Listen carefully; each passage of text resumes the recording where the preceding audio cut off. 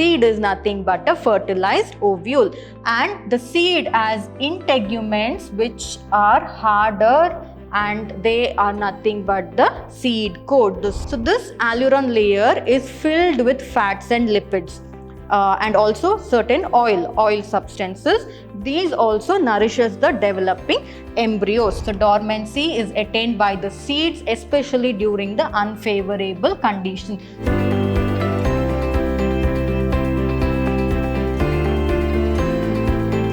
Hello everyone, a warm welcome to another session on the sexual reproduction in flowering plants. I'm Dr. Divya, faculty in biology, Vidyashram Pre-University College, Mysore, Temple of Excellence. So in this particular session, we shall study about the post-fertilization event. So in the post-fertilization event, we had not studied about the structure of the seed and the development of the fruit, the pericarp and all that. So in this particular session, we will see about it. In the previous session of this particular chapter, we had studied about the post-fertilization events, wherein we studied about the structure of the dicotyledonous embryo, the monocotyledonous embryo, and we studied about the endosperm, about all those things. So this particular session will start with it. So seed is the fertilized ovule. So since it is already fertilized, it is a post-fertilization structure or a post-fertilization event, that is the formation of the seed. So from where the seed is produced, it is produced from the ovule. So therefore seed is a fertilized ovule. So how the seed is produced? After the double fertilization process, it is the post-fertilization that occurs. Post means after. So in the double fertilization process, what happens?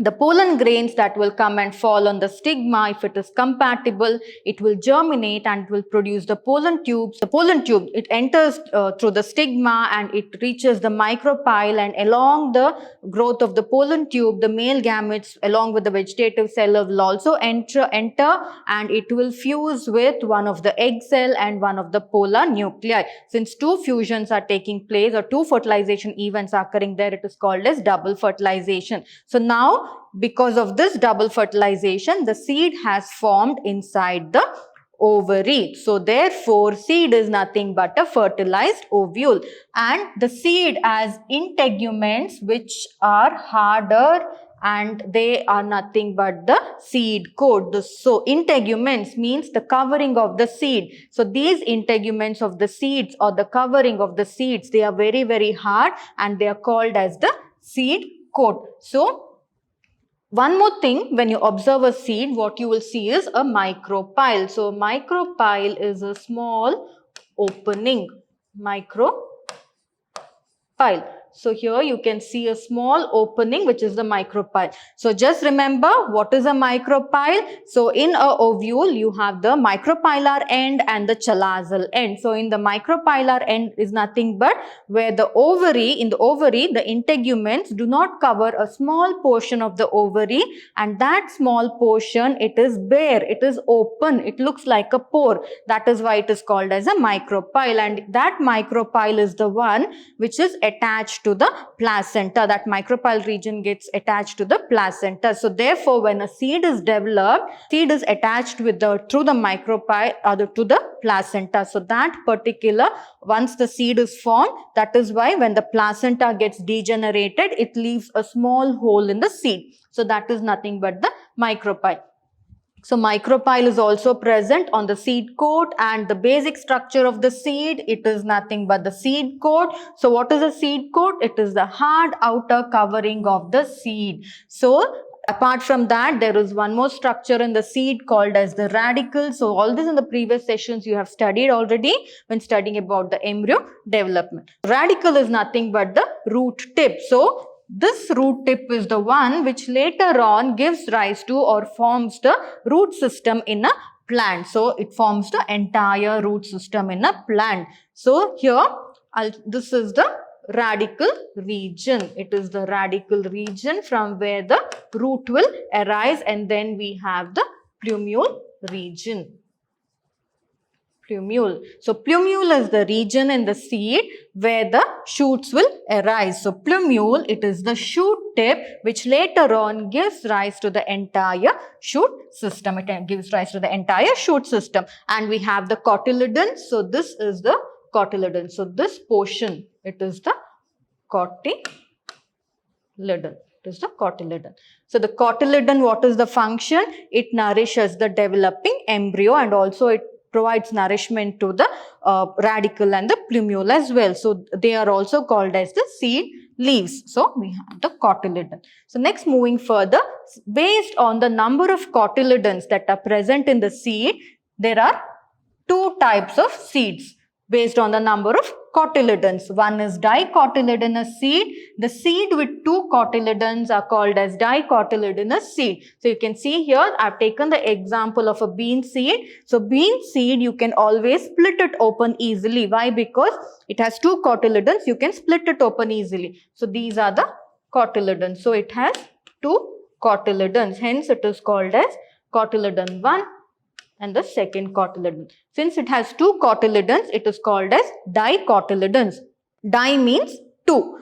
And one more is seeds with one cotyledon. They are called as monocotyledonous seeds. So here, two cotyledons will not be present in the seed. Only one cotyledon will be present. That is why it is called as monocotyledon. So this seed is the best example is maize or corn. What you see, that is the monocotyledon seed. Monocot, because only one cotyledon is present. These are separate seeds with only one cotyledon being present. So based on the structure of the seed, based on the number of cotyledon present, seeds are of dicotyledonous seeds and monocotyledonous seeds.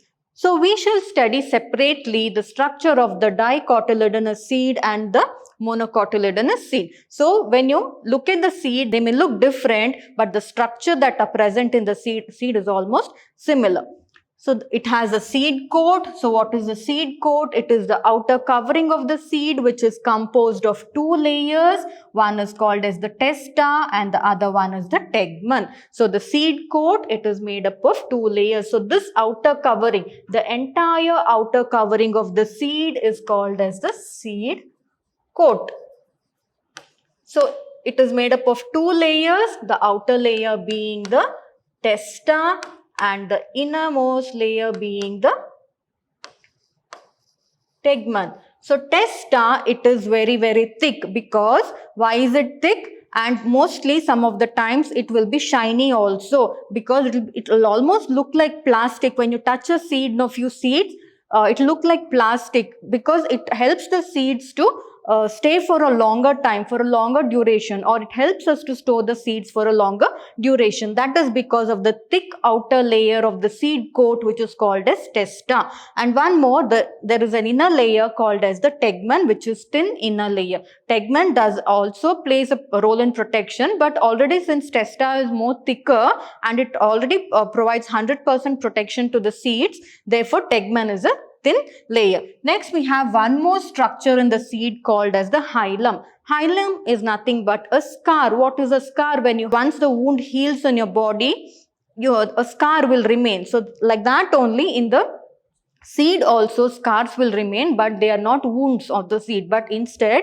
they are nothing but the region where the seed was attached to the fruit. So what is the fruit here? The ovary is nothing but the ones that forms the fruit, and inside the ovary, the ovule that is there is the one that forms the seed. So the seed or the ovule is attached to the ovary. Remember what you studied in your previous sessions, how the ovary is attached to the ovule? Through a placenta, right? So once the seed is formed and once the fruit development takes place, the placenta will get disintegrated. So that particular region, a scar will be remaining. Where the placenta was connected, there a scar will remain. So that particular scar, I'll give you a best example for you to understand the human baby and the mother. So you know that the human baby is connected to the mother through a placenta, right? And when the baby comes out, it will come out along with the placenta or the umbilical cord, and the doctors will cut the umbilical cord. So there in your stomach, there will be a belly button,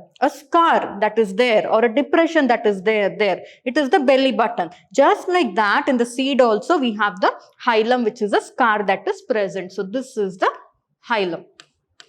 It is a scar present on the seed. It is hilum. So here also you can see hilum. It is a scar that is present on the seed, hilum. Next important structure is the micropyle. So the micropyle is a small pore on the seed. And why is the spore present? Spore present, it is because of for the exchange of oxygen and the transport of water into and out of the seed. That is why it is present for oxygen and water to move in and out of the seed. And also this helps the seeds during germination. So when a seed has to germinate, enough amount of oxygen is required for the seed, or respiration process should also take place in the seed, and also water is needed, a minimum amount of water, say at least 13% water is needed for the seeds for it to germinate. So therefore, micropyle is a small pore which allows the seed to exchange oxygen and water, therefore facilitating seed germination. How is this micropyle formed? So the micropyle, it is nothing but a small opening. So you can see a micropyle here. So micropyle, it is a small opening, so through which the oxygen and the water will be transported, or it will be exchanged. So micropyle also, how the micropyle was present? Remember, from where is the seed formed? The ovule is the one that converted to the seed after double fertilization, right? So what is the pore that is present in the ovule? It is the micropyle. It is the opening wherein. So what is the micropyle? The region in the ovule where the entire ovule is covered by the integuments or the layers, but only one small region in the ovule, the integument is not covered, and that region is called as the micropyle, because micro means small, pile is pore or opening, therefore it is called as the micropyle. So that region will be retained in the seed as such, because seed had already only seed develops from the ovule itself. So this is about the micropyle. So moving on to and other structures, we have the cotyledon. So all these we have studied earlier. It is also called as the seed leaves, and the main function of the cotyledon is food storage. So cotyledon, the main function is food storage, so that it can, because seeds, even though the seeds have germinated and developed the first leaf, in spite of that, they will not be able to make their own food, because the seed leaves would be very, very small, and the area of the leaf, surface area of the leaf, is not enough for the plant to photosynthesize, or that a tiny little seedling to photosynthesize. At that time, cotyledon will come for help. So cotyledons, they have a reserve of food material which will provide nourishment to the plumule and the radicle and all that, especially the plumule region. Okay. So it provides nourishment to the developing radicle and the plumule. So the main function is to provide nourishment. And next we have the radicle. Radicle is the embryonic root. This is the radicle, and plumule is the embryonic shoot.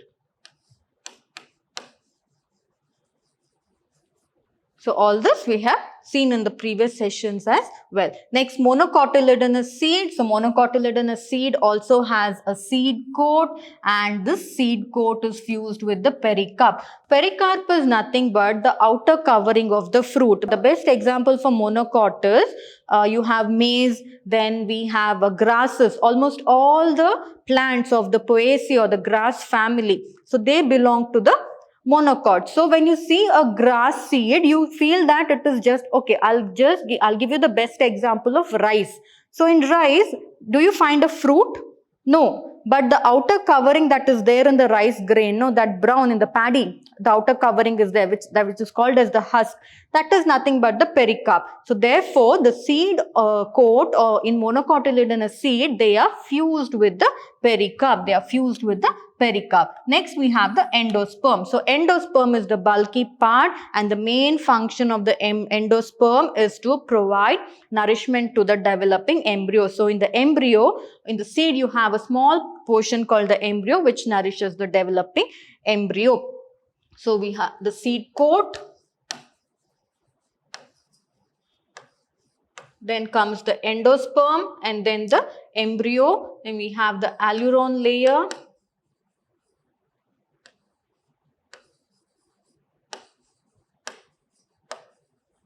So endosperm, it is the bulky part of the seed within which lies the small embryo. So it is the bulky part within which lies the small embryo. So where is the embryo present? It is present in the endosperm. So endosperm is the huger and the bulky part. Why is it bulky and massive? Is because it has starch. It is starchy, or it is loaded with carbohydrates so that it can nourish the developing embryo that is there in the seed. And one more, we have the alluron layer. So the alluron layer is the special tissue surrounding the endosperm. So this alluron layer is filled with fats and lipids. And also certain oil substances. These also nourishes the developing embryo. So alluron layer is filled with fat and lipids and also oil granules, and they help in providing nourishment to the developing embryo. Next, in the monocotyledon seed also, we have a cotyledon, which is only one cotyledon is present. This entire thing, only one cotyledon is present. Hence, it is called as monocotyledon. So, in monocotyledons, a single cotyledon is present and it is called as scutellum. So, the single cotyledon that is present in a monocot is called as the scutellum. And this scutellum is always in contact with the endosperm through an epithelial layer. So why is it in contact with the endosperm through an epithelial layer? Is because for the exchange of food materials. And then there is this plumule. So plumule, same as the dicots, the embryonic shoot which is covered by a protective layer called coleoptile. So coleoptile actually protects the plumule because the plumule will be very, very fragile or weak to survive on its own. So we have the coleoptile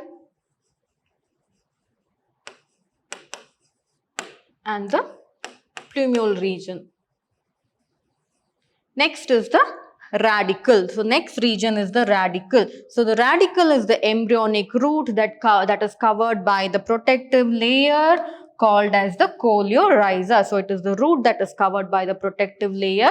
So this is the radicle. So radicle is the region from where the root tip arises, and later on during the developmental stages of the plant, the entire root system develops, and it is covered by coleorhiza.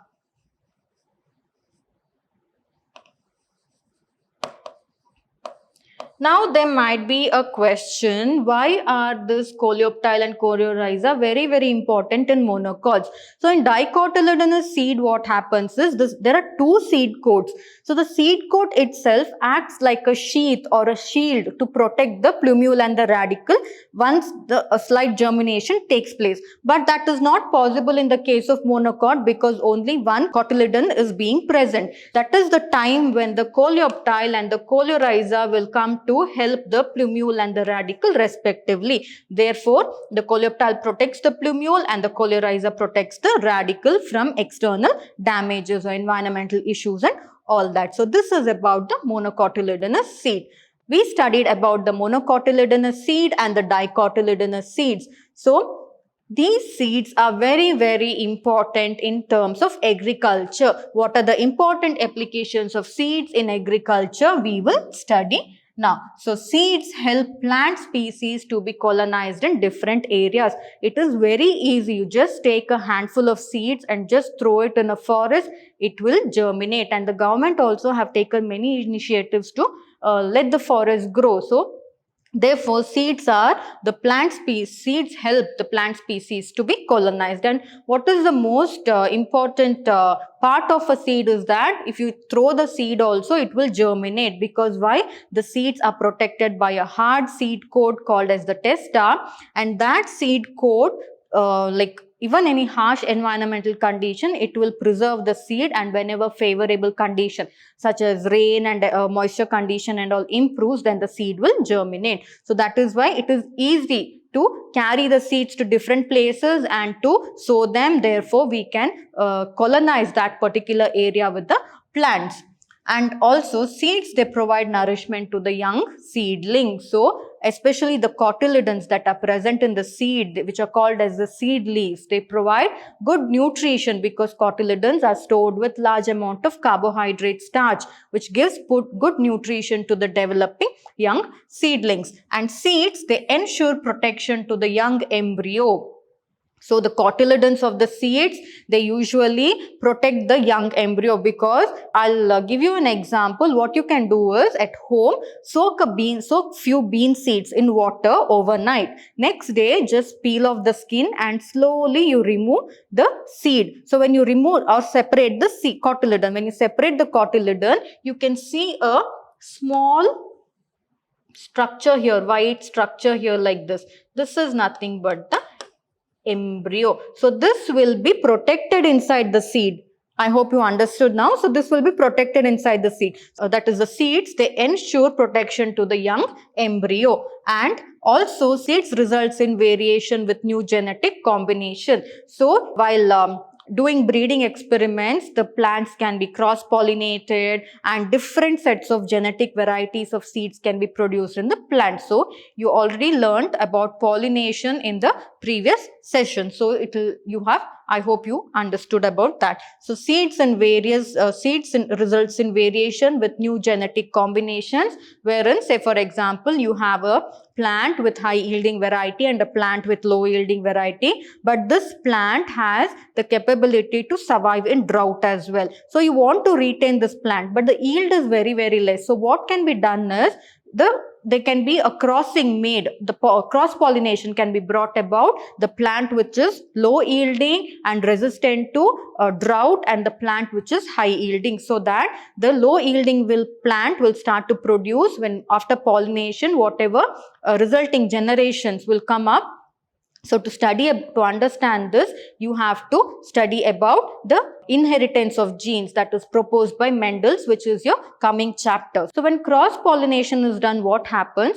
This plant that is having low yield but it is drought resistant will start, the next coming generation seeds what you get and you sow, those plants will start to produce high yield, and also it will be drought resistant. So you got a new genetic variation. First, the plant A was low yield with drought resistance and plant B was high yielding. So you made the two plants to cross pollinate with each other. So therefore the plant A, whatever seeds produced in the plant A, those seeds, when you sow it in the next season, those plants that will develop will be drought resistant as well as high yielding. So now you have a new genetic combination. What genetic combination came there?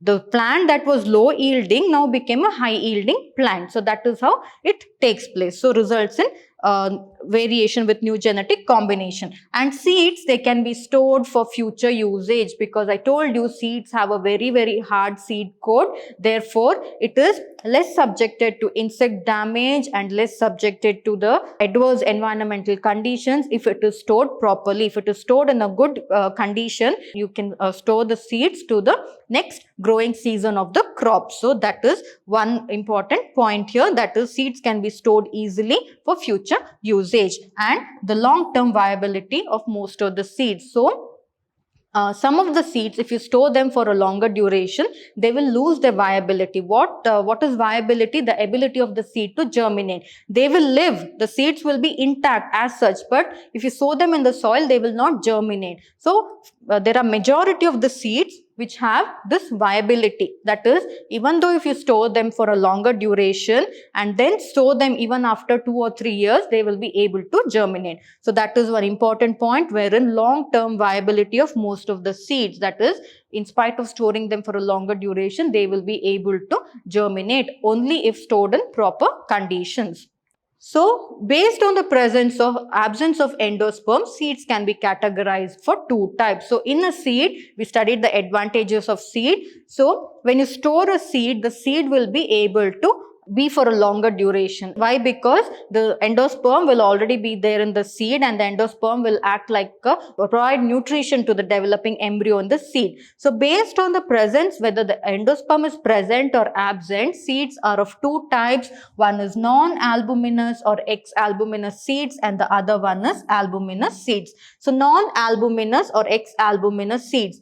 Non-albuminous means there is no albumin present. So the seeds which lack endosperm at the time of maturity are called as non-albuminous seed. The best example is pea and bean. What happens is, when the seed reaches the maturity, almost all the albumin or the endosperm that is present in the seed would have been utilized by the seed, or in other terms, easy terms for you to understand, would have been completely consumed or eaten by the seed. So when you open the seed, there will be no endosperm in that at all. So such seeds are called as non-albuminous seeds. Moving on to albuminous seeds. So the seeds which have endosperm are called albuminous seed. The best example is wheat and rice. So these two seeds, even though they reach maturity, still a little bit of the albumin or the endosperm will be present in them because they will not be completely utilized by the embryo. That is why it is called as albuminous seeds, those which have the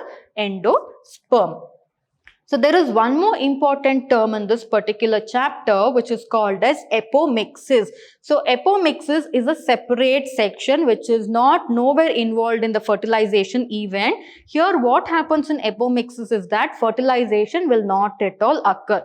So you might wonder how the seeds will get produced or how a fruit is formed without the fertilization occurring. So we'll just look into it. So apomixis is a mechanism to produce seeds without fertilization.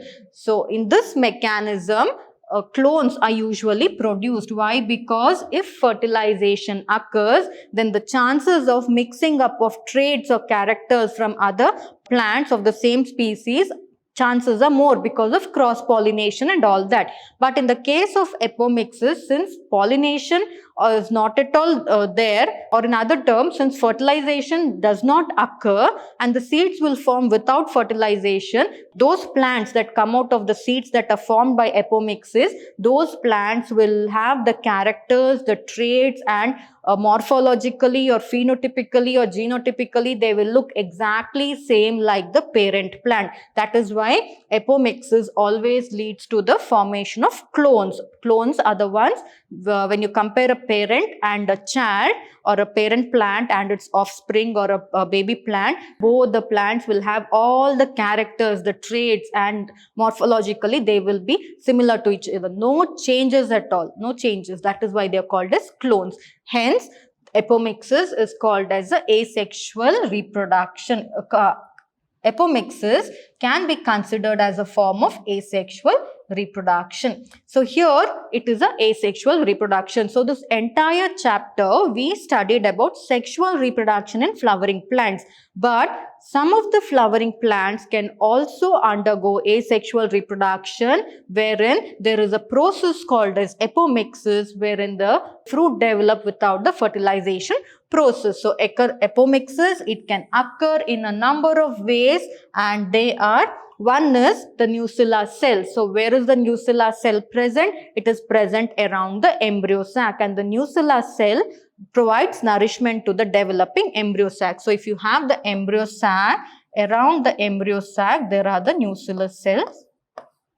So you'll have the egg cell will be there, then the antipodals will be there, all that will be there here. The two polar nuclei, everything is there, but around the embryo sac. So this is the embryo sac. Embryo sac. So around the embryo sac, you have few layers of cells which are called as nucellar. So this is nucellar cells. So this is nucellar cells. So these nucellar cells, they are diploid, that is they have 2n chromosomes, 2n nucleus. They are diploid and they are located outside the embryo sac. They are located outside the embryo sac, and these cells, they continuously undergo division. So when they undergo division, few of the cells will enter inside the embryo. So few of the cells, when the cells are dividing, undergoing division, when the nuclear cells are undergoing division, few of the cells will directly enter into the embryo sac. So these cells later on develop into the embryo. So later on develop into the embryo. Here the male gamete will not fuse with the egg cell or neither fuse with the polar nuclei to form the zygote and the embryo, right? But in this case, what happens here is the nucellar cells, which are diploid, they will continuously divide. During the process of division, few of the cells will enter into the embryo sac, and this will form the embryo. So here male gametes are not at all involved. It is the nuclear cells that are entering into the embryo sac and producing the or helping in the formation of the embryo. So these later on they develop into the embryos. So the nuclear cells which have entered into the embryo sac are the ones which later develop into the embryos. In this way, multiple embryos can exist. Why multiple embryos can exist?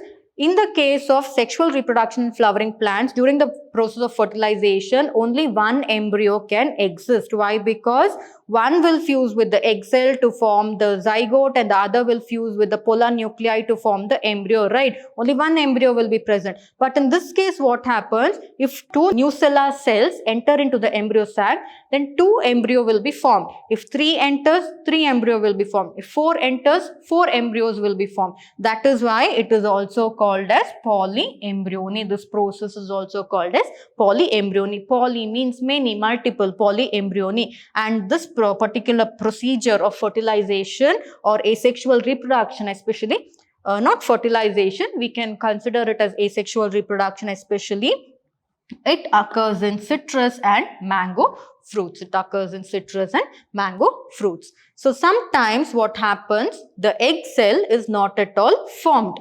Say for example, this is one process wherein the nuclear cells will enter into the embryo sac and there the embryos will form. In one more step of apomixis, what happens is, few times the egg cell will not be formed inside the embryo sac. So inside the embryo sac, you know that along with the synergids, there is one egg cell being present. So the egg cell is not formed because of reduction division. So if the egg cell has to form, what should take place? Mitosis, wherein one N haploid egg cell will fuse with the male gamete to form the zygote, right? But sometimes what happens is, because of the result of meiosis or reduction division, the egg cell will not be formed. Hence, they will remain diploid. So this diploid egg cell later develops directly into an embryo, because I told you in fertilization, in double fertilization, if the embryo has to be formed, then the egg cell, so synergids, this is the egg cell, it is haploid. So this will fuse. So when the pollen tube enters like this, the male gamete will also enter. So one male gamete will fuse with this. So this male gamete is also haploid. It is N. So when fusion takes place, the egg cell should become diploid. The egg cell should become diploid. Therefore, the developing embryo will be diploid. The developing embryo, it will be diploid. So, this diploid egg cell later directly develops into the embryo in the case of fertilization. But here, since fertilization will not occur in apomixis, what happens is, the egg cell, it will not undergo reduction division, and therefore, the egg cell itself, it will be 2N. Here, it will undergo reduction division and it will form haploid, that is meiosis, and it will form haploid. When will it become diploid? Only when the haploid male gamete will fuse with the haploid egg cell, it will become a diploid embryo. But in this case, what happens is, because meiosis will not occur, the egg cell will remain diploid itself in the case of apomixis. So, it is enough for the diploid egg cell, which is already there to develop the embryo, to develop into the embryo. So, this is how it takes place. So, apomixis, it is of great advantage wherein it is used for the following reasons, because to produce clonal plants. So, it is used for clonal plant production and also apomixis. So, clonal reproduction through seeds, and it is also used for production of new hybrid seeds in lesser time, and also to produce disease-free plants, and also it is very cost effective, because here cross breeding and all that, nothing, no procedures are involved. So therefore breeders are not involved in this particular technique. So therefore it is very cost effective. So why apomixis is extremely useful in the case of agriculture is because clonal plants can be produced through apomixis seeds, and new hybrid plants can be produced in lesser time, and also disease-free plants can be produced, and also this particular procedure, apomixis, it is cost effective, that is, it is economically valuable, that is low of cost to the farmers. Next, moving on to one more term called dormancy. So what is dormancy is that the seeds will be dormant. The seeds will sit, like it will become stubborn, and it will start saying that no, I'm not going to germinate until you give me what I want. That is nothing but dormancy. So dormancy is the stage in which the embryo is inactive, or it will be in a sleeping stage. It is called as dormancy. So dormancy is attained by the seeds, especially during the unfavorable condition. So whenever there is no availability of moisture, or whenever there is high temperature during summers at that time, or even winters, during winters when there is freezing temperature, during all those times the seeds will undergo dormancy. That is, they will not germinate. Only once the favorable environmental conditions come, then only they will start to germinate. So there are different events during dormancy. One is hardening of the seed coat. So the seed coats,